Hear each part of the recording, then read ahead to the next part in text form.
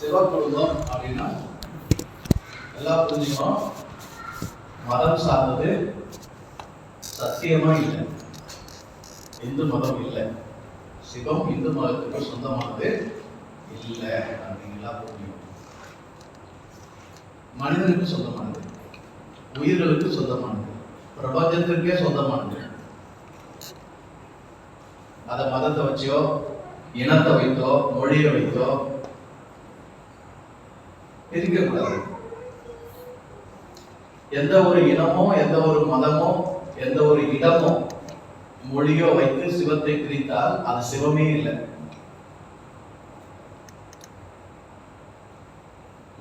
எல்லா படைப்புகளுக்கும் முந்தினது, எல்லா படைப்புகளுக்கும் பிந்தியும் இருக்கக்கூடியது சிவம். செம்பொருள், அன்பு. இந்த உலகம் அன்புமயமானது, இந்த பிரபஞ்சம் அன்புமயமானது. அன்புதான் அனைத்தின் ஆதாரமாக இருந்து எல்லாவற்றையும் படைத்து, ஆக்கி, காத்து, அழித்து, மறைத்து, அருளி இயக்கிக் கொண்டிருக்கிறது. இதை மனிதன் கண்டுணர்ந்தான். அந்த அன்புக்கு சிவம் என்று பெயரிட்டு அழைத்தான். அந்த அன்பை விளக்க முற்பட்டான். அந்த அன்பின் வடிவத்தை அவன் வடிவமைத்து கொடுத்தான். ஆக சிவ குடும்பம் அப்படிங்கிறது நீ, உங்க புருஷன், உங்க மனைவி, பிள்ளைங்க அப்படின்றது மட்டும் இல்லை. இந்த பிரபஞ்சம் முழுசுமே என்னதான் சிவ குடும்பம் தான். பொதுவா சிவ குடும்பத்துல தேவகணங்கள் இருப்பாங்க. சிவன், பார்வதி, பிள்ளையார், முருகன், தேவகணங்கள் இருப்பாங்க. அரக்கர்களும் அதில் அடங்குவாங்க, உலகமும் அதில் அடங்கும். எல்லாவற்றையும் உள்ளடக்கிறதுக்கு பேர் தான் என்னது? சிவகுடும்பம். இப்போ எப்போ நீ சிவகுடும்பத்தில் அங்கமாகிற, எப்பொழுது நீ இந்த பிரபஞ்சத்தையே உன் குடும்பமாக பாவிக்கிறாயோ அப்போ நீ என்ன ஆகிற? சிவகுடும்பத்தில் அங்கமாக. உனக்கு எனக்கு என்ன புரிதல் வரணும்? இந்த பிரபஞ்சமும் இந்த உலகத்துல எல்லாமே என் குடும்பம் அப்படிங்கிற உணர்வு வரும்போது நாம எங்க அங்கம்? சிவ குடும்பத்துல அங்கம். உலகமே என் வீடு, உலகமே என் வீடு, உலகோர் அனைவரும் என் உறவுகள் அப்படிங்கிற எண்ணம் எண்ணத்துல முதல்ல வரட்டும்.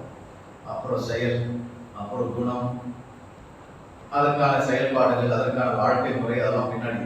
முதல்ல எங்க வரணும்? அது எண்ணத்துல வரணும்.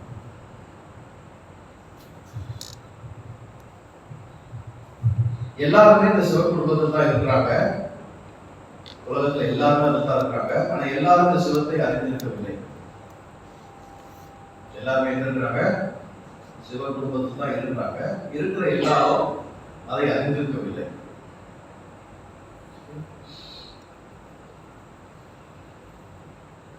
இப்போ நம்ம நேரா பிள்ளையாருக்கு போவோம்.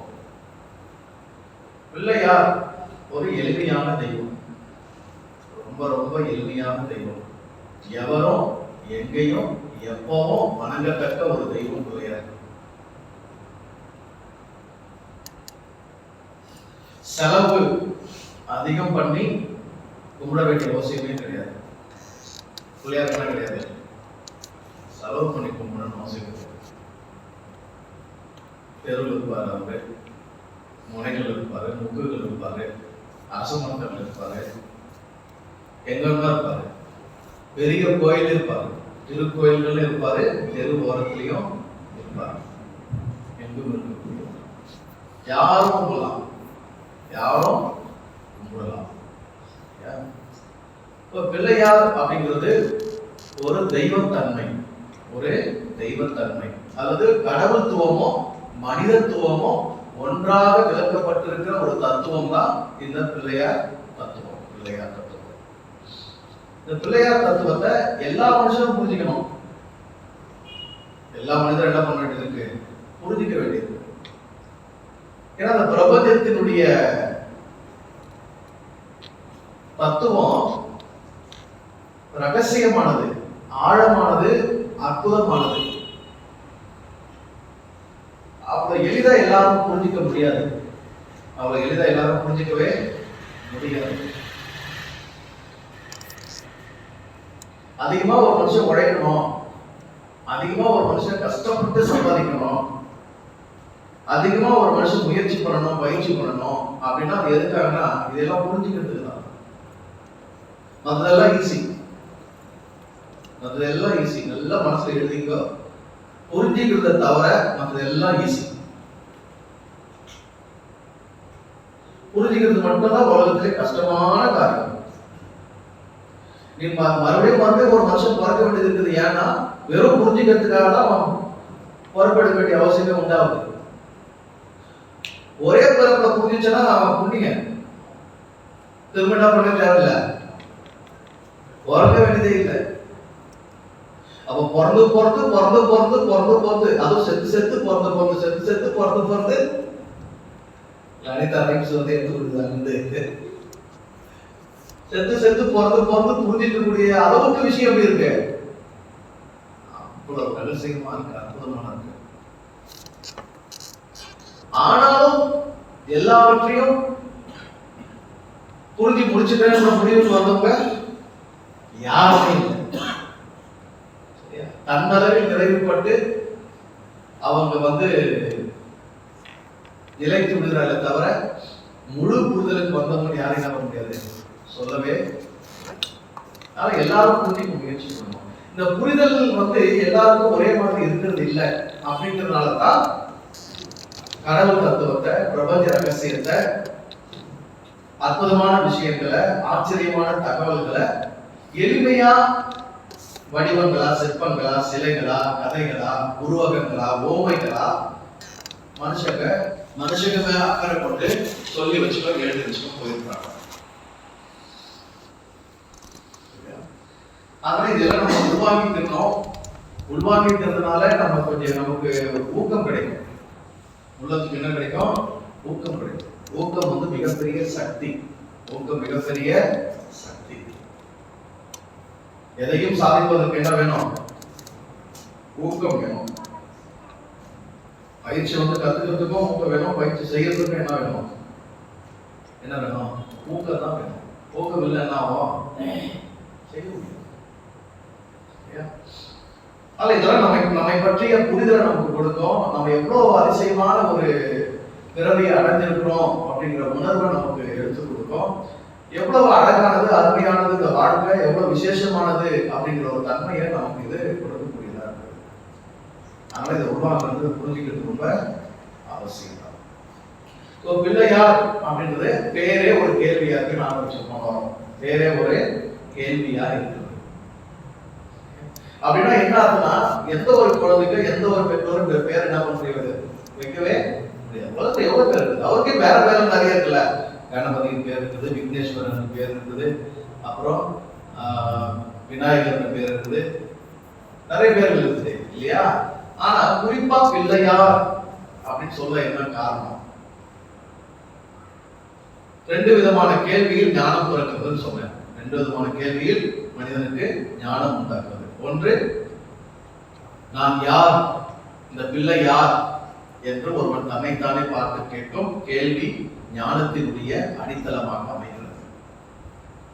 இன்னொன்று செவி கேள்வி, கேள்வி யுறுதல், ஒரு விஷயத்தை கேள்விப்படுறது. பல நேரங்கள்ல செவி வழி கேள்விதான் நமக்கு சுய கேள்விகளையே எழுப்புகிறது. இன்னும் பல வேளைகளில் சுய கேள்விகளுக்கு செவி வழி கேள்வியுறுதல் பதிலாய் அமைகிறது. ரெண்டும் ஒன்னோடு ஒன்று என்ன பண்ணுது, கேள்வியும் பதிலுமா இருக்குது. உங்களை பத்தி ஏதோ ஒரு கேள்வி உங்களுக்கு எழுப்புது, அந்த கேள்விக்கு உங்களுக்கு பதில் என்ன செய்யுது, எங்க கிடைக்குது? காதால கேட்க.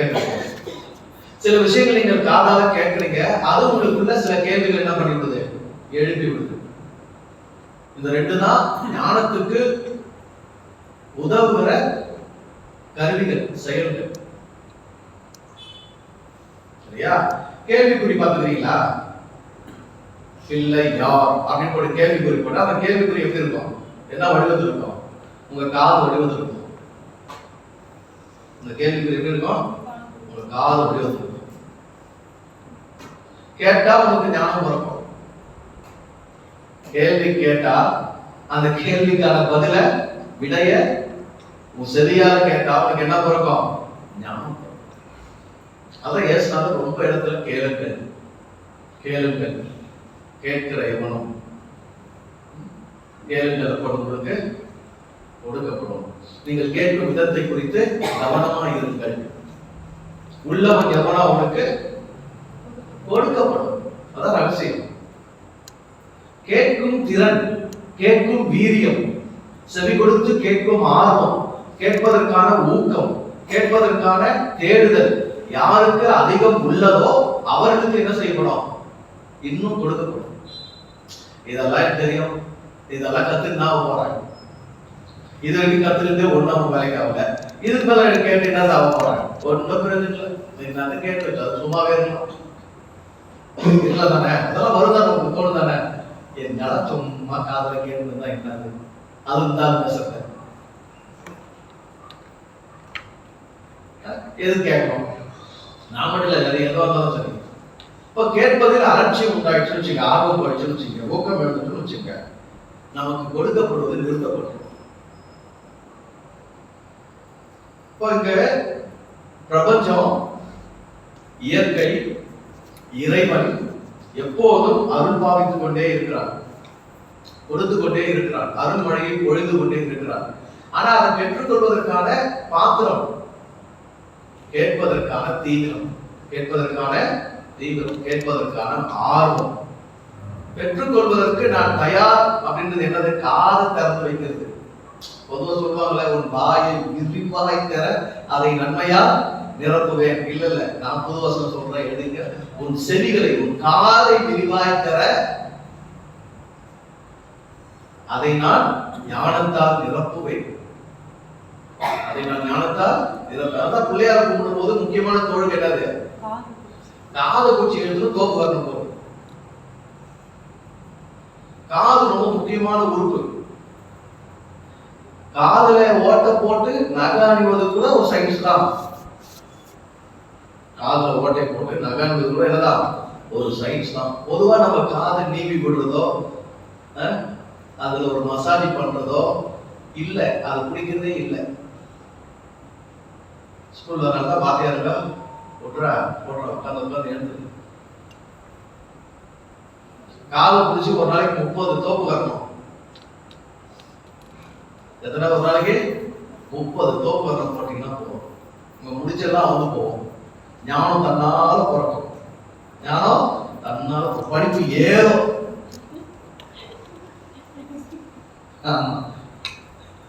எல்லாம் வரும். ஆனா தோப்பு வரது நம்ம என்ன பண்றதில்ல. பிள்ளையாருக்கு எது பெருசு? காது ரொம்ப பெருசு. கேட்கறது எவ்வளவு முக்கியன்றதை நீங்க யோசிக்கணும்.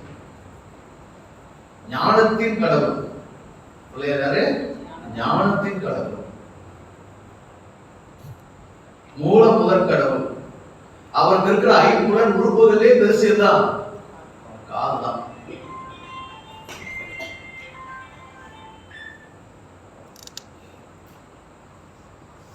உங்க செவிய வீரியம் உள்ளதாக்குங்க.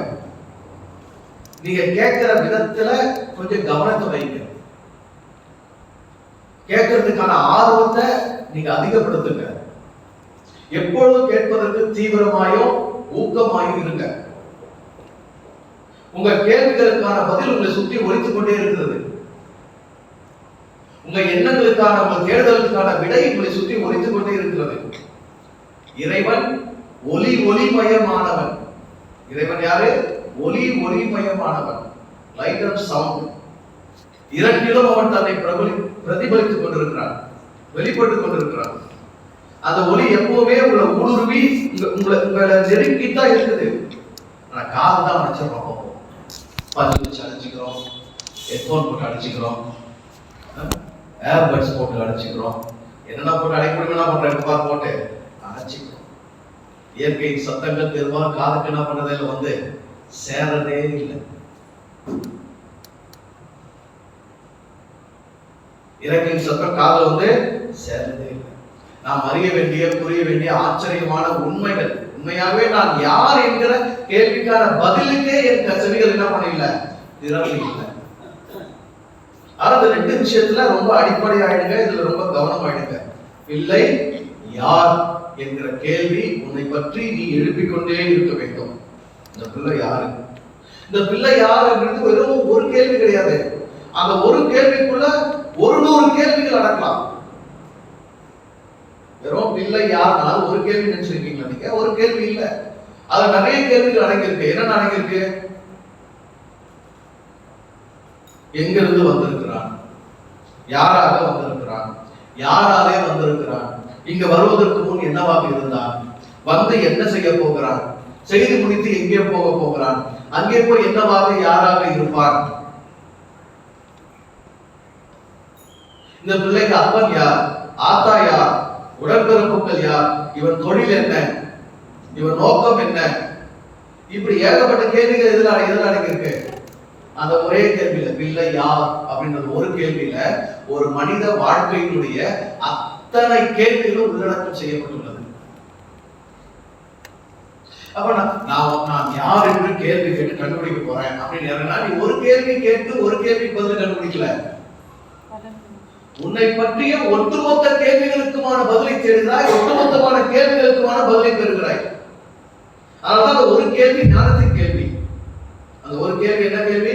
ஞானத்தின் கேள்வி. நிறைய கேள்விகள் வாழ்க்கையில் கேட்டுதான், பஸ் எங்க போகுது, எப்போ வரும் பஸ், அவர் எங்க போனாரு, எப்போ வருவாரு சொல்லிட்டு போனாரா, என் போன் எங்க, சாப்பிட்டியா இல்லையா, எங்க போயிட்டு வர, என்ன பண்ணிட்டு இருக்கிற, இப்படி தினமும் பல கேள்வி என்ன பண்ணிட்டு இருக்கோம், கேட்டுட்டு இருக்கிறோம். இதெல்லாம் நடைமுறை இயல்பு வாழ்க்கை கேள்விகள். அந்த கேள்விகள்லாம் மாறிட்டே இருக்கும், சூழ்நிலைக்கும் சந்தர்ப்பத்தோட கேள்விகள் என்ன பண்ணிட்டே இருக்கும், மாறிட்டே இருக்கும். பதில் என்ன பண்ணிட்டே இருக்கும், மாறிட்டே இருக்கும். ஒரு முறை சாப்பிட்ட கேள்விக்கு என்ன பதில், சாப்பிட்டேன். இன்னொரு முறை சாப்பிட்ட கேள்விக்கு என்ன பதில், இல்ல. இன்னொரு முறை சாப்பிட்ட கேள்விக்கு என்ன பதில், சாப்பிட மாட்டேன், சாப்பிட பிடிக்கல. எப்படி என்ன பதில் மாறிட்டே இருக்கலாம். ஆனா இந்த கேள்வி ஞானத்தின் கேள்வி, இது வாழ்க்கையின் கேள்வி, இது ஆன்மீக கேள்வி. இந்த கேள்விக்கு ஒரே பதில் தான். ஒட்டுமொத்த கேள்விக்கு என்ன பதில், ஒரே பதில். கேள்விகளுக்கு பொதுவா பதில் வார்த்தையால சொல்லப்படும். அடுத்தன கேள்விகள பதில் எதுவும் சொல்லுவாங்க, வார்த்தையால சொல்லுவாங்க. ஆனா இந்த கேள்விக்கு பதில் என்ன கிடையாது, வார்த்தையால் முடிகிறது கிடையாது. அது உணர்வாக அமைகிறது. பதில் எப்படி அமையுது, உணர்வாக, அனுபவமாக, அறிவாக, ஞானமாக அமைகிறது தான் இந்த கேள்விக்கான பதில். அதனால்தான் இந்த தெய்வத்தின் பேர். பிள்ளை யார் என்பது ஒரு கடவுளுக்கே பேர். அப்ப நான் யார் அப்படிங்கிற கேள்வி உன்னை எங்க கொண்டு போகுது, கடவுள்கிட்ட கொண்டு போகுது, ஞானத்தின் இடத்துல கொண்டு போகுது, தெய்வ நிலைக்கு வழிநடத்தி போகுது. ஆனா வாழ்க்கையில என்ன கேள்வி கேட்கறியோ கேட்காம போறியோ, இந்த கேள்வி மட்டும் கேட்காம இருக்காது. எல்லா தெய்வங்களை கும்பிடுறதுக்கும் முன்னாடி முதற்கண் தெய்வமா இதெல்லாம் கும்பிடணும், பிள்ளையாரதான் கும்பிடணும். எல்லாத்துக்கும் முந்தைய கேள்வி என்னவா இருக்கணும், உங்களுக்கு உன் வாழ்க்கையில உன் வயசுல எவ்வளவு சீக்கிரம் நான் யாருன்ற கேள்வியை கேட்டுறியோ அவ்வளவு சீக்கிரம் நீ சிறப்பான பதில் அடைஞ்சிடும். உன் வாழ்க்கை சிறப்பு சீக்கிரம் கேட்கணும் அந்த கேள்வி. பொதுவா பிறவிகள் இருப்பதை மனுஷங்க நம்புறதில்லை. பிறவிகள் இருக்கிறது மனுஷங்க செய்யல நம்புறதில்லை. நம்பவும் முடியாதுதான். நம்பலனா தப்பெல்லாம் கிடையாது. நீ நம்பினாலும் சரி, நம்பலனாலும் சரி. எதை பிறவி இருக்குது, ரொம்ப பிறவிகள் இருக்குது, முன்ஜென்மம் இருக்குது, பின்ஜென்மம் இருக்குதுன்றல அது இருக்குது. நீ நம்பினாலும் சரி, நம்பலனாலும் சரி. ஏன்னா இன்னொரு நிரூபிக்கப்படாத உண்மை யாருக்கும் தெரியாது. அவரவர் உணர்ந்தால் மட்டும்தான் உண்டு. அவரவர் உணர்ந்தால் மட்டும்தான் உண்டு. உணர்ந்தாலும் யாருக்கு பிறவி உண்டு, உணர்ந்த என்னதான் பிறவி உண்டு. உனக்கு அதை நான் உரைப்பதனால உனக்கு என்ன கிடையாது, இருந்தது இல்லைன்ற அர்த்தம் கிடையாது. சரியா? ஆனால் நீ எப்பொழுது பிறப்பெடுத்தாயோ, எதுவரை வாழ்ந்து கொண்டிருக்கிறாயோ அதுவரை உன்னுடைய வாழ்நாள் அத்தனையும் பிறவிகள் தான். பொதுவா பிறவி எப்படி கணக்கிடப்படுது, போன ஜென்மத்துல செய்த கர்மங்களுக்கு ஏற்ப இந்த பிறவி அமைகிறது. இந்த பிறவில செய்யற கர்மங்களுக்கு ஏற்ப அடுத்த பிறவி அமைகிறது.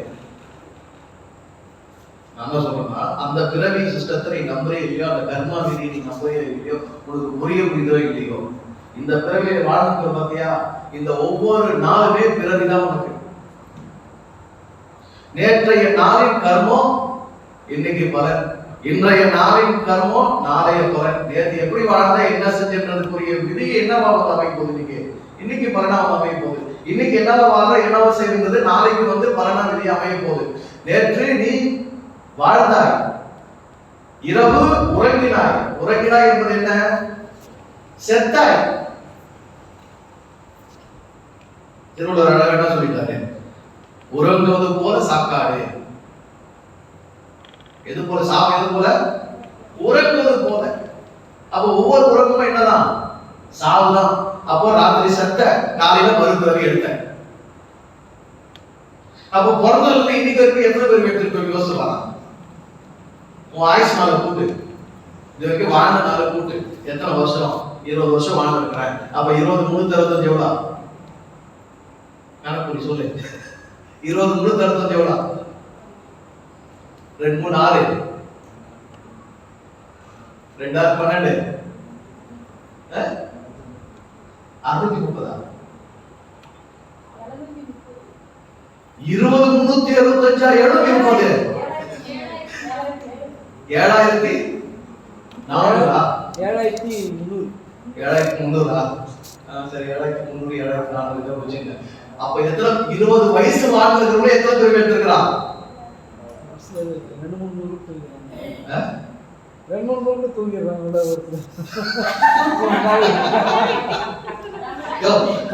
ஒரு நாள் 5 வருஷம் தூங்கணும். ஆனா நாள் ஒண்ணுதான், இரவு ஒன்று பகல் ஒண்ணுதான். தூங்குறது வச்சு கேட்டா இங்க வந்துட்டா ஒரு 1/2 மணி நேரம் நல்லா தூங்கிட்டு போறீங்க சில பேரு. மருத்துவ வீட்டுக்கு நான் சொல்ல முடியும். நான்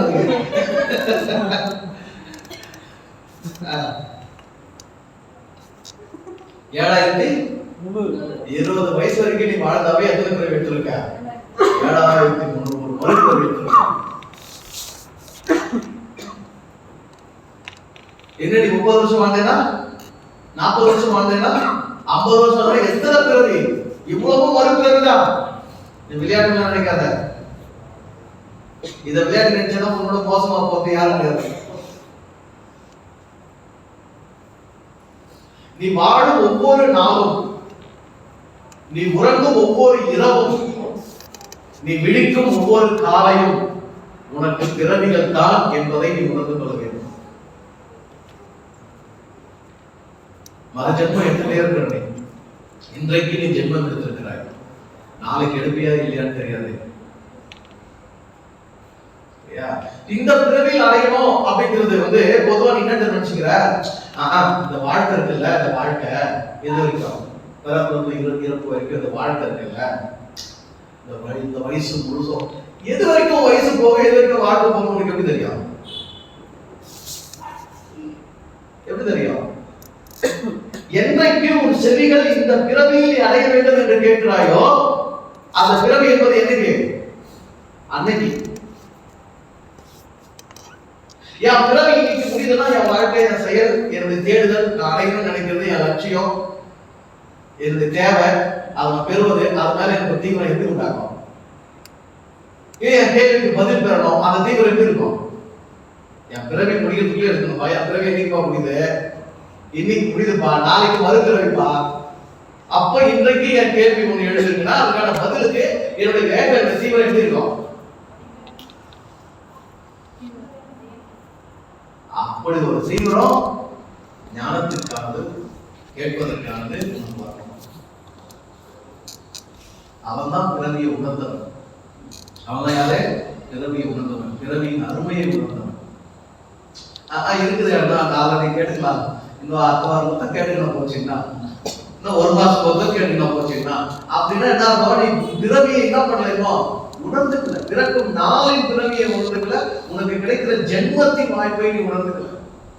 எல்லாம் லேசா நடக்குது. எல்லாம் எப்படி நடக்குது? லேசா நாள் பிறகுது, நாள் வருது, அது ராத்திரி வருது, பகல் வருது, தூங்குறோம், எழுதுறோம். அதுல என்ன சூட்சம் இருக்குன்னே நமக்கு என்ன பண்ணல, விலங்குல அது எவ்வளவு பெரிய அதிசயம், அது எவ்வளவு பெரிய அற்புதம். சும்மாவா நாள் போறது, சும்மாவா நாள் போறது. நான் பிறக்கிற நாளெல்லாம் நடந்துரும்னா, பிறக்கிற நாளெல்லாம் நடத்த முடியுமா? எனக்கு எவ்வளவு நாள் பிறக்கும், எத்தனை ஜென்மம் எனக்கு. அந்த ஒவ்வொரு நாளையும் ஒரு பிறவியாக என்ன வேண்டும், வாழ வேண்டும், அனுபவிக்க வேண்டும், கொண்டாட வேண்டும், அடைய வேண்டும், கேட்க வேண்டும், புரிந்து கொள்ள வேண்டும், தேட வேண்டும், நாட வேண்டும். ஒவ்வொரு நாளும் ஒரு நாள் கழிந்தா ஒரு பிறவி கழிந்தது என்ன வேணும்? ஒரு நாள் கழிவது என்ன வேணும் நமக்கு? ஒரு பிறவி கழிகிறது என்ற எண்ணம் வேணும். அப்படி வாழ்பவன் தான் பிறவிகளை கடக்க முடியும். அப்படி வாழ்பவன் தான் என்னெல்லாம் முடியும்? பிறவிகளை கடக்க முடியும். அப்போ உன்னுடைய ஞான தேடுதல், உன்னுடைய கேட்கும் தீவிரம் ஒரு பிறவியில் அடையக்கூடிய அளவில் தீவிரப்பட்டு இருக்கணும். பிள்ளையார் மொத்தம் மொச்சு பார்த்துவாங்கன்னு சொன்னேன். படம் பாத்தீங்களா?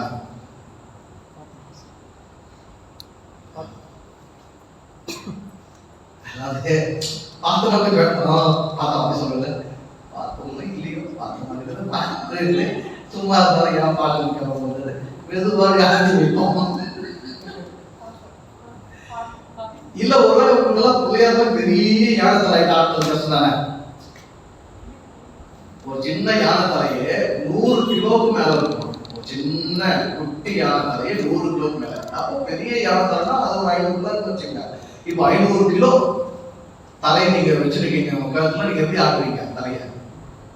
ஆமா, அது மெதுவா அப்படியே ஆடுங்க. ஏன்னா அவ்வளவு சொன்ன நீங்க அப்படிதான் ஆடுறீங்க.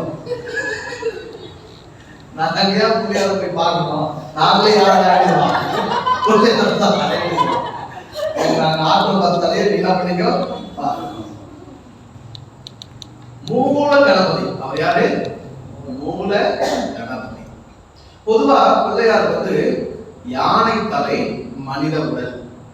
அது முழுச மனித உடல் கூட சொல்ல மாட்டாங்க. இடுப்புக்கு கீழே தான் மனித உடல், இடுப்புக்கு மேல கழுத்து வரைக்கும் தேவர் உடல்னு சொல்லுவாங்க. தெய்வத்தன்மை, தேவர் உடல், அதுக்கு மேல விலங்கு.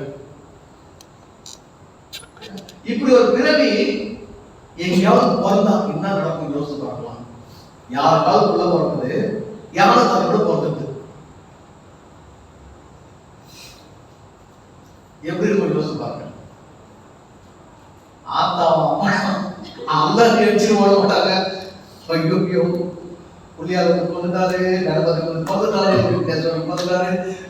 9 கோலும் ஒன்றாய் காண எங்கள் வீட்டுக்கு வர வேண்டும், எங்கள் வீட்டுக்கு வர வேண்டும் அப்படின்னா பாட்டு வருவாங்க. என்ன பண்ணுவாங்க? ஐயோ என்னடா இப்படி பிறந்திருக்கு, நமக்கு ஏற்க முடியுமா? என்ன சாப்பாடு கொடுக்குதுன்றதே கஷ்டமா இல்லை. மாதம் எப்படி கொடுக்குறது? தும்பிக்கை நீட்டு இருக்குது, எங்க தூக்கி வச்சு எதை திறந்து ஊட்டுறது, எப்படி பால் கொடுக்குறது, இந்த புள்ளி எப்படி வளர்க்கறது, அப்படி குழந்தை கற்பனை கூட பண்ண முடியாது. நம்ம பண்ண வாய்ப்பே கிடையாது. யாருமே ஒத்துக்க மாட்டாங்க. எந்த பெற்றோருமே அப்படி ஒரு குழந்தை என்ன பண்ண மாட்டாங்க, ஒத்துக்க மாட்டாங்க, வச்சுக்க மாட்டாங்க. நல்ல வேலை இருக்கு, யாரும் அப்படி குழந்தை என்ன பண்ணல பிறக்கல. அப்படின்னா இந்த குழந்தை என்ன பண்ணல, யாருக்கும் உண்மையா அந்த மாதிரி பிறந்த குழந்தை இல்லை. அது செய்யப்பட்ட குழந்தை, அது செய்யப்பட்ட. ஆனால் தான் உன்னை செஞ்சாங்களா பெற்றாங்களான்னு கேட்கிறாங்கல்ல. கேள்வி என்ன கேட்கிறாங்க? உன்னை செஞ்சாங்களா பெற்றாங்களா அப்படின்னு என்ன அர்த்தம்? செய்யறது இஷ்டப்படி செஞ்சுக்கலாம், ஆனா பெற்றுக்கிறது அது எப்படி வருதோ அப்படிதான் பெற்றுக்க முடியும்.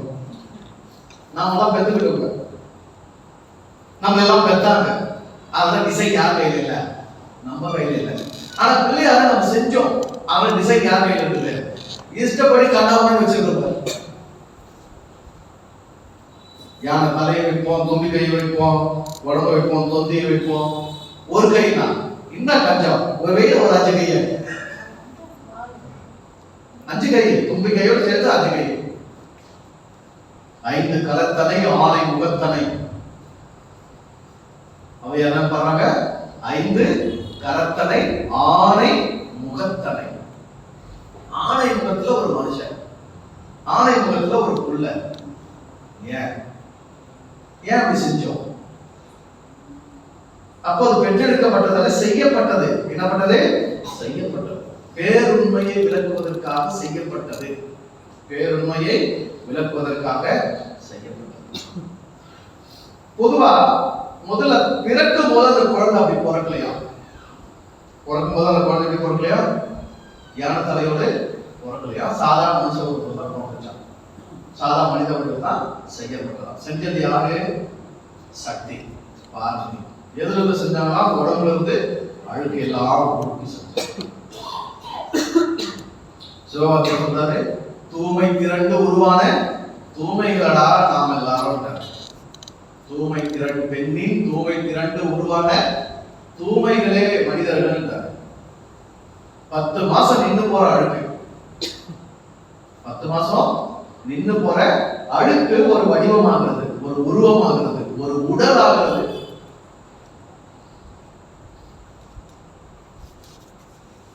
அந்த தூய்மையில் தான் எது வந்திருக்கு? இந்த புள்ள வந்திருக்கு. எங்க எதுல வந்திருக்கு? எதுல வந்திருக்கு? தூய்மையிலிருந்து வந்திருக்கு இந்த புள்ள. அழுக்குல இருந்து வந்திருக்கு இந்த புள்ள. ரத்த உதிரத்திலிருந்து வந்திருக்கு இந்த புள்ள. மாசம் மாசம் வெளியே இருந்து, ஆனா 10 மாசம் நின்று போச்சு. உதிரம் போல. பொதுவாக தீட்டுன்றோம். பொதுவா என்ன சொல்றாங்க? தீட்டுன்றோம். அந்த தீட்டு அப்படின்னு சொல்லப்படுற அந்த தூய்மையில தான் உள்ள வருது. இதுதான் அடிப்படை உண்மை. நீ யார் நான் யார் அப்படின்னு கேள்வி கேட்டா, நீ யார் நான் யார் என்ற கேள்விக்கு நம்ம முதல்ல சந்திக்கிறது உன்னுடைய என்னுடைய உடம்பு தான். அந்த உடம்புடைய உண்மை தன்மை என்ன? அது ஒரு பெண்ணின் தீட்டு, அது ஒரு பெண்ணின் தூய்மை. எங்க அம்மாவின் தூய்மை நானு, உங்க அம்மாவின் தூய்மை நீ, அவங்க அம்மாவினுடைய தூய்மை தான். எல்லாரும் யார்தான்? எல்லாரும் யார்தான்? தூய்மை பசங்க தான். ஓடா தூய்மை பயில. என் வீடு பக்கத்துல ஒரு பாட்டி இருந்தாங்க. எப்ப பாரு அவங்க தூய்மை பையன் தான் திட்டுவாங்க. எல்லாருமே தூய்மை பையன் அந்த தூய்மை பையன் வந்தான், அந்த தூய்மை பையன் போனா, அந்த தூய்மை பையன் செஞ்சானோ. எனக்கு அப்புறம் என்னடா தூய்மை பையன் என்னடா கேட்ட வார்த்தை. அப்பதான் புரியுது, அந்த அம்மாக்கே தெரியாம இவ்வளவு புனிதமான வார்த்தையே வார்த்தைதான் பேசிட்டு போயிருக்குது.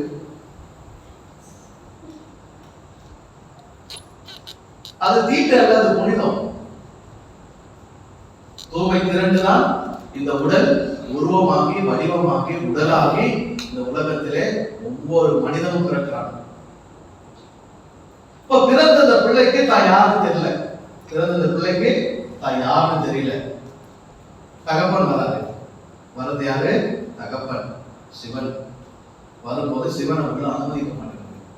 அந்த புள்ள என்ன பண்ற? சிவனை உள்ள அனுமதிக்க மாட்டாங்க. ஏன்? சிவம் ஒரு உயர் பொருள், சிவம் ஒரு செம்பொருள், சிவம் ஒரு இறைமை, சிவம் ஒரு அன்பு, சிவம் ஒரு ஆதி மூலம், பரமேஸ்வரன், பரமாத்மா. இது ஜீவாத்மா உடலிலிருந்து வந்திருக்கிறது. இதற்கு தான் யாரும் தெரியல. தான் ஒரு உடல் என்கிற அறிவு நிலையில் மட்டுமே மயக்கம் கொண்டிருக்கிறது இந்த ஆன்மா. தன்னை ஆன்மா என்று உணரவில்லை. பொதுவா உலகத்துல அதிகபட்ச மனுஷங்க நீ யாருன்னா அவங்க எதை வச்சுதான் முடிவு பண்றாங்க? அவங்க யாருன்றத அவங்க உடம்பு வச்சுதான் முடிவு பண்றாங்க. உடம்புதான் அவங்க அடையாளம், உடம்புதான் அவங்க வாழ்ந்துருக்காங்க, உடம்புதான் நானே நினைச்சிருக்கிறாங்க. ஆனால் ஞானத்தினுடைய முதல் படி என்னன்னா, நான் உடம்பு இல்லைங்கிற உணர்வை எடுத்துதான் ஞானத்தினுடைய அரிச்சுடைய ஆரம்பிக்குது. இந்த குழந்தைக்கு ஞானம் ஆரம்பிக்கப்படாது. இந்த குழந்தைக்கு என்ன துவங்கல? ஞானம் துவங்கல. அதனால சிவத்தை இதனால் தன்னுடையதாக அறிந்து தனக்குள் அனுமதிக்க முடியல. இது தன்னை உடலாகவே நினைத்துக் கொண்டிருக்கிறது, உடலாகவே பாதிக்கிறது, உடல் தன்மையிலேயே நின்று கொண்டிருக்கிறது.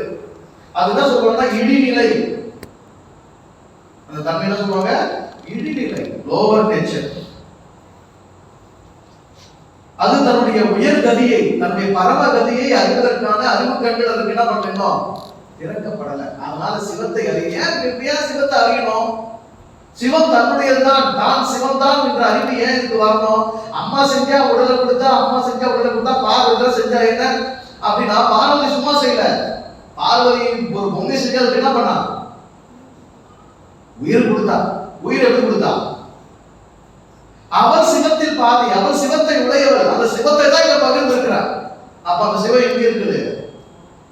இந்த பிள்ளைக்குள்ள இருக்குது. ஆனா அந்த பிள்ளைக்கு நான் உடம்பு தெரிந்து, உடம்புல இருக்குன்னு தெரிந்து, இந்த உடம்பு அம்மா கொடுத்தாங்கன்னு தெரிந்து, ஆனா அப்பனை அறிகிறதுக்கான அறிவு இல்லை. உயிரை உணர்வதற்கான அந்த முனைப்பு இந்த குழந்தைக்கு இல்லை. உலகத்தில் அதிகபட்ச மனிதர்கள் இப்படிதான் இருக்கிறாங்க. தந்தையை அறிந்திருக்கவில்லை. இயேசு சொன்னார், என் பிதாவை நீங்கள் அறிந்திருக்கவில்லை, நான் என் பிதாவை அறிந்திருக்கிறேன். நீங்கள் பிதாவை என்ன செய்யல? ஒன்றான மெய் தேவனையும் அவர் அனுப்பின குமாரனையும் அறிவதே நித்தியமானது. இப்போ பிதாவை அறியும் போதுதான் நீ யாருடைய குமாரன் என்கிற அறிவே போறோம். சிவத்தை அறிந்தால்தான் நீ சிவன் குடும்பம், நீ சிவன் பிள்ளைன்னு உனக்கு தெரியும். அதனால இந்த சிவத்தை அறிவதற்கான தகுதி யாருக்கு வரல? இந்த பிள்ளைக்கு வரல. ஆனால் இந்த பிள்ளை தான் யாருக்கு தெரியாத பிள்ளை. அதனால இந்த பேர் ஒரு சின்ன பேரு, பிள்ளை யார். உயிருக்கு தெரியும் இந்த பிள்ளை என் பிள்ளைதான், என் சக்தியிலிருந்து தான் வந்திருக்குது, எங்கிறது என்னுடைய உயிர் சக்தியிலிருந்து தான் வந்திருக்குது. இதுக்கு தகப்பன் யார் தான்? நான் தான் என்று தெரியும். ஆனா இந்த பிள்ளை போராடுது. எதோடு எதிர்த்து போராடுது? தந்தையோடு, உயிரோடு, சிவத்தோடு, அன்போடு, அறத்தோடு, செம்பொருளோடு இந்த பிள்ளை எதிர்த்து நின்று போராடுகிறது. எதுவரைக்கும் அறியாமை நம்மை சூழ்ந்திருக்கிறதோ, எதுவரை ஆணவம் நம்மை பிடித்திருக்கிறதோ, எதுவரை மாய இருள் நம்மை பற்றிருக்கிறதோ, அதுவரை நாம் நம்முடைய உயிருக்கு, நம்மை படைத்தவனுக்கு, நம்முடைய தந்தைக்கு, நம்முடைய அப்பனுக்கு விரோதமாக நாம் செயல்பட்டு கொண்டிருக்கிறோம். அறியாமையில் தான்.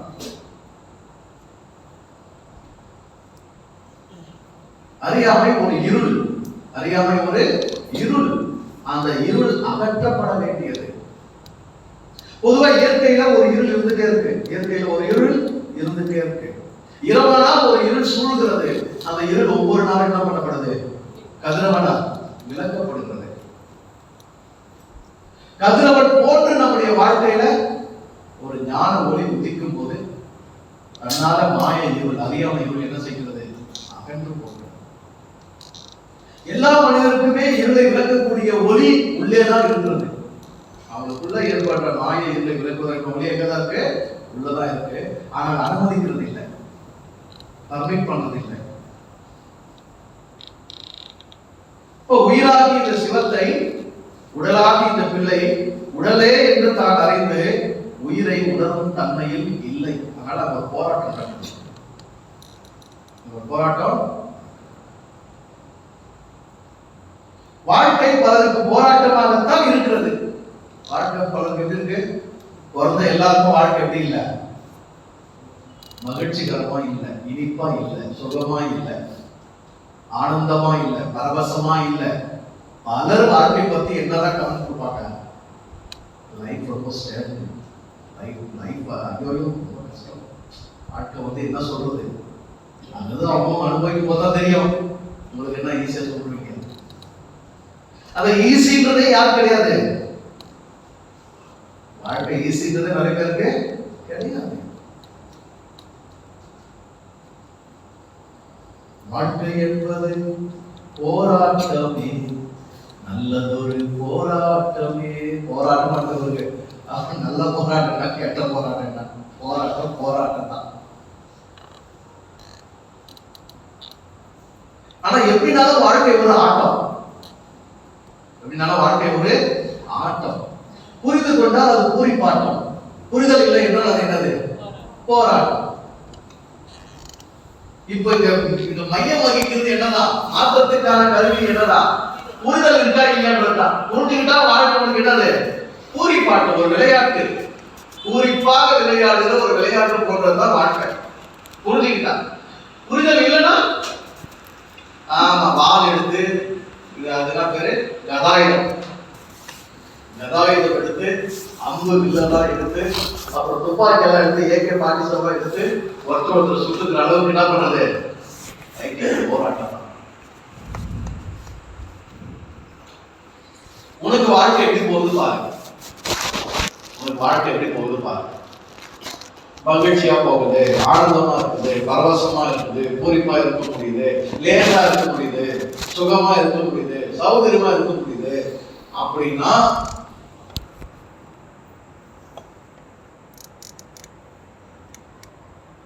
உனக்கான புரிதல் உன்னை அடைந்திருக்கிறது. உனக்கான புரிதல் உன்னை அடைந்திருக்கிறது. உன் சிவம் உன்னால் உணரப்பட்டிருக்கிறது. உனக்கான கேள்வியை நீ அடைந்திருக்கிறாய். கேள்விக்கான பதிலை நீ அடைந்திருக்கிறாய். இல்ல சார், ரொம்ப போராட்டம் பண்ணுது, டென்ஷனுக்கு மேல டென்ஷன், டென்ஷன் புரியாதுங்க, டென்ஷனுக்கு புக்கு புக் வைக்க முடியும். இது எப்படி தெரியல, டென்ஷனுக்கு மேல ஒரு டென்ஷன், டென்ஷனுக்கு மேல டென்ஷன் வந்தோட நல்லா டென்ஷனுக்கு மேல டென்ஷன் வந்த வாழ்க்கை நல்லா தான் இருக்கும். நான் 22 23 வருஷமா பாஸ் ஆகிறேன், டென்ஷனும் இல்லை,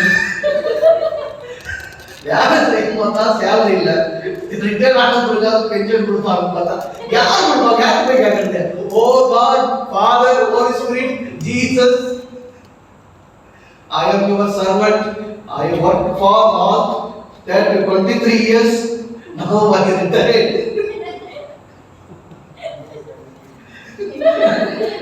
No salary and no pension. Please. This is my account number. Random me for pension. Inna பண்ணாத. ஐயோ கடவுளே. பூரா போகுது.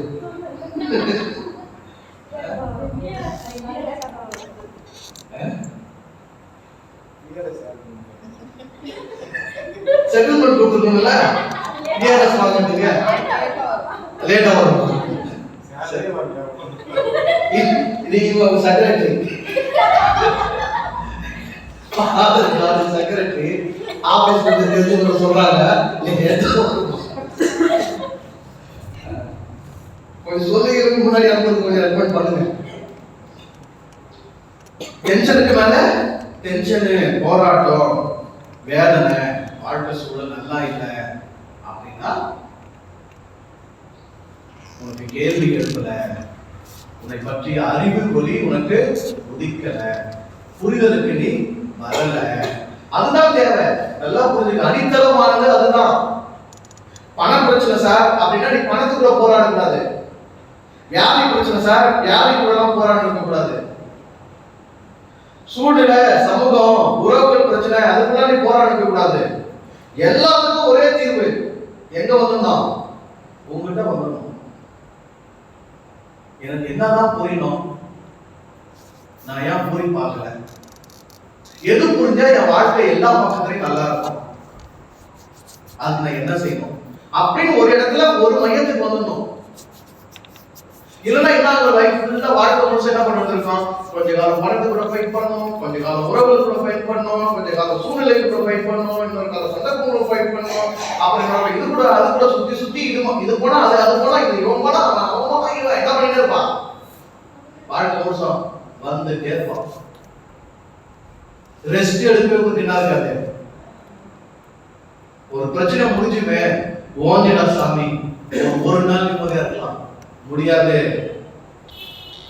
அன்னைக்கே பழைய தோன்றுமா? எதுக்கே உன்னை முடிச்ச அன்னைக்கே அடுத்த என்ன பண்ணுவான்? ரெடியா பழைய திருப்பான். நல்லா புரிஞ்சுக்க.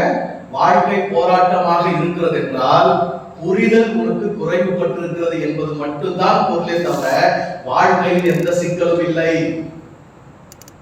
வாழ்க்கை இறைவனால் அமைக்கப்பட்டது. அது லேசானது, அது சுகமானது, அது பரவசமானது, அது மகிழ்ச்சியானது, அது இனிப்பானது, இனிமையானது, இன்பமானது. துன்பங்கள் செய்யப்படவில்லை, துன்பங்கள் செய்யப்படவில்லை. பிரபஞ்சம் நிறைவு மிக்கது. பிரபஞ்சம் எப்படிப்பட்டது? நிறைவு மிக்கது, பலம் மிக்கது. அது வறுமைக்கு இடம் இல்லை. இதுல ஏதாவது சிக்கல் வருது, போராட்டம் வருது, நீ போராடிட்டு இருக்கிற, லைஃப் நல்லா இல்லைன்னா எங்க வந்துரு? பிள்ளையார்கிட்ட வந்து இந்த புள்ள யாரு, இது எதுக்கு வந்துச்சு, இது எங்கிருந்து வந்துச்சு, இதை யார் செஞ்சது, எதுக்கு செஞ்சாங்கோ, என்னத்துக்கு செஞ்சாங்கோ, இதை வச்சு என்ன பண்ணணும் அப்படின்னு அதை பற்றிய புரிதலை தேடு. அந்த வெளிச்சம் அந்த ஒளி உங்களுக்கு கிடைச்சிட்டா நீ எல்லாத்தையும் டீல் பண்ணிக்கலாம். அந்த கேள்வி கிடைக்க, அந்த கேள்வி, அந்த இடம், அந்த ஒரு சிக்கல், அந்த போராட்டத்தை ஜெயிக்கிற வரைக்கும் பிள்ளையார் என்ன ஆகல? கடவுள் ஆகல சாமி, கடவுள் ஆகல, யாத்திரை ஆகல. அப்ப அந்த போராட்டம் எப்படி முடியுது? டெத்தா முடியுது. சிவனுக்கும் பிள்ளையாருக்குமான அந்த போராட்டம் எப்படி முடியுது? மரணமா முடியுது.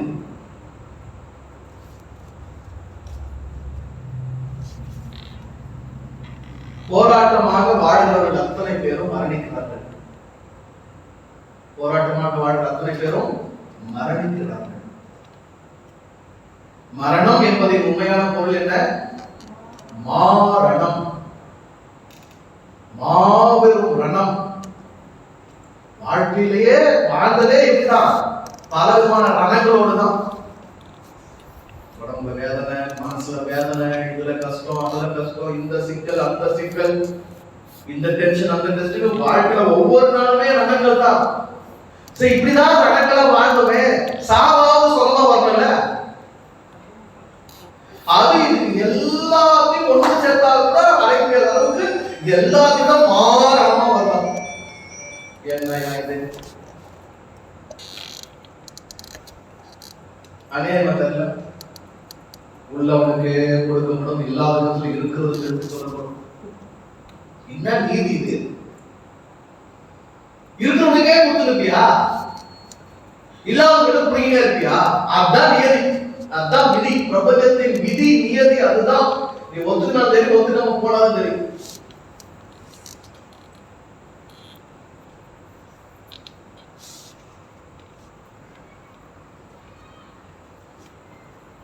எல்லா விஷயத்துலீங்க, அறிவா இருக்கட்டும், ஆசையா இருக்கட்டும், ஆனந்தமா இருக்கட்டும், பணமா இருக்கட்டும், பொருளா இருக்கட்டும், இருக்கிறவங்க தான் போய் சேரும், இல்லாதவங்க இருக்கிறதும் போகும்.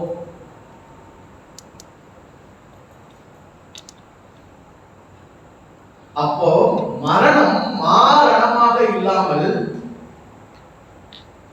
சிறப்பான இறப்பாக அமையணும்னா ஒவ்வொரு நாளும் வாழ்க்கை எப்படிதான் போகணும்? லேசாக சுகமா போகணும். இன்னைக்கு ராத்திரி நான் தூங்கும் போது எப்படி தூங்கணும்? இன்னைக்கு ராத்திரி நான் தூங்கும் எப்படி தூங்கணும்? சுகமா தூங்கணும். தினந்தோறும் ராத்திரி தூங்கும் போது சுகமா தூங்கினா ஒரு நாளைக்கு 12 நிரந்தர தூக்கத்துக்கு போகும்போது எப்படிதான் போயிடுவேன்?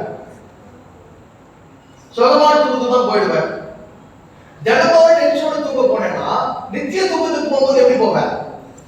ஐயோ ஐயோ, மொத்தத்தை சேர்த்து இருக்கணும். போராட்டம் மரணத்தை விளைவிக்கிறது. மரணம் தண்டனை கிடையாது.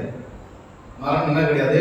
தண்டனை கிடையாது. மரணம் ஒரு வரம், மரணம் ஒரு அன்பு பரிசு. மரணம் மட்டும் வரலன்னு வச்சுக்கோ, நீ இன்னும் போராட்ட முடிவுக்கு வர முடியாது, புரிதலுக்கு வர முடியாது.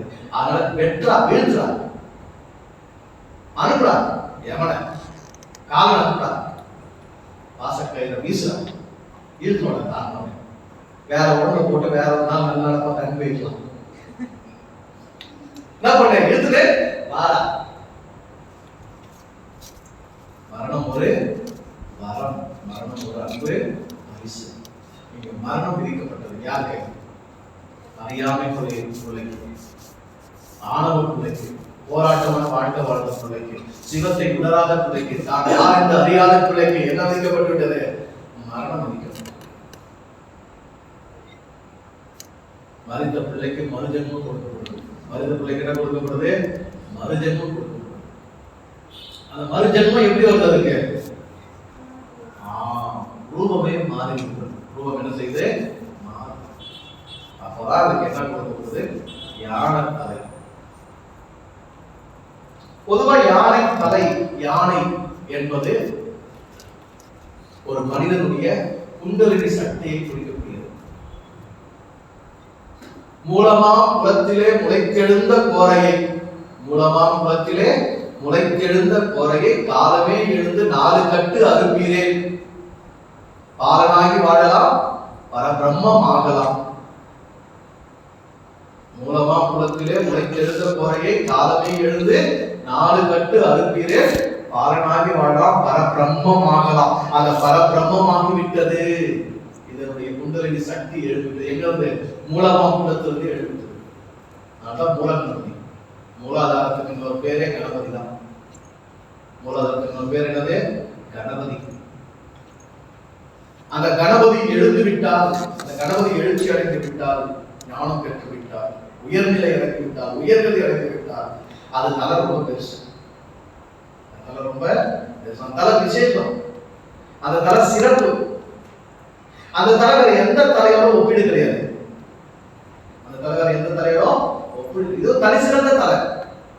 தன்னைத்தான் உணர்ந்த தலை, தன்னைத்தான் அறிந்த தலை, தனக்கு தன்னையே தலையாக ஏற்றுக்கொண்ட தலை, தனக்கு தன்னையே தலையாக ஏற்றுக்கொண்ட தலை. அதனால அது விசேஷமான தலை, சிறந்த தலை. உன் தலை எப்போது விசேஷம்?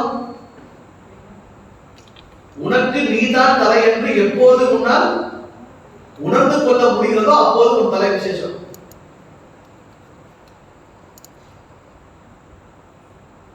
உலகத்துல அப்படி உணர்ந்து கொண்ட தலைகள் ரொம்ப குறைவு. அப்படி உணர்ந்து கொண்ட தலைகள் உலகத்துல ரொம்ப குறைவு.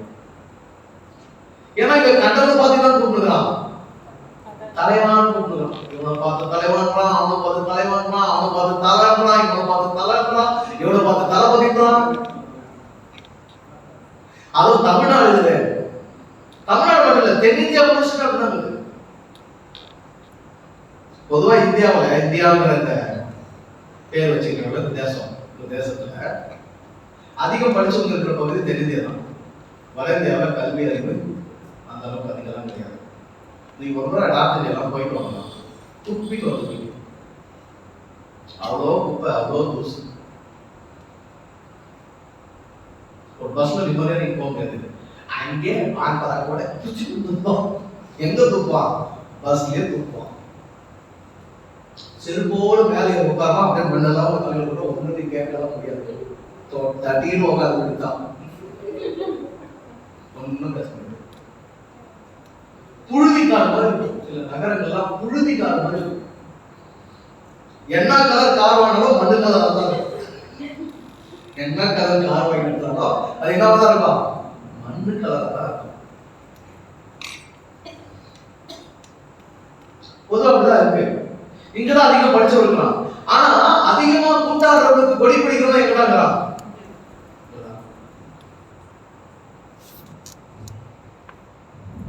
தமிழர்களின் ஞானம், தமிழர்களின் வீரம், தமிழ் இனத்தின் பெருமை, தமிழ் மொழியின் அருமை பேசுற இங்கதான் ஒரு கூத்தாடி கும்பிடிக்கு கோயில் கட்டலாம். யாருக்கு? குஷ்புக்கு கோயில் கட்டலாம். அப்ப எவ்வளவு உயர் ஞானிகள் இந்த மண்ணில வளர்ந்தாங்களோ இருந்தாங்களோ அதுக்கு நேர் எதிர்மாறா முட்டாளங்க தான் இருக்கலாம், இங்கதான் இருக்கலாம்.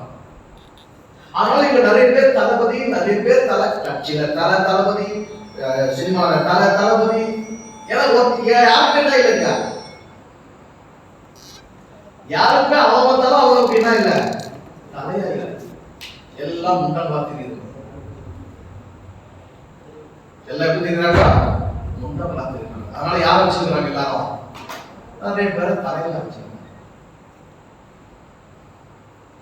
இங்க இவர் விசேஷமாயிட்டாரு. இவருடைய சக்தியுடைய ஆற்றலை எழுப்பி பண்ணி ஆயிடுச்சு. ஞானத்திற்கான படி இவரை துவங்கி விட்டது. அதனால இவர் தலை விசேஷம் ஆயிடுச்சு. தலை என்ன ஆயிடுச்சு? விசேஷம் ஆயிடுச்சு. உன் தலை எப்பொழுது உனக்கு விசேஷம்? உனக்கு நீயே தலை என்று உன்னுடைய தலைவன் உன் தலையில் தான் குடியிருக்கிறான்.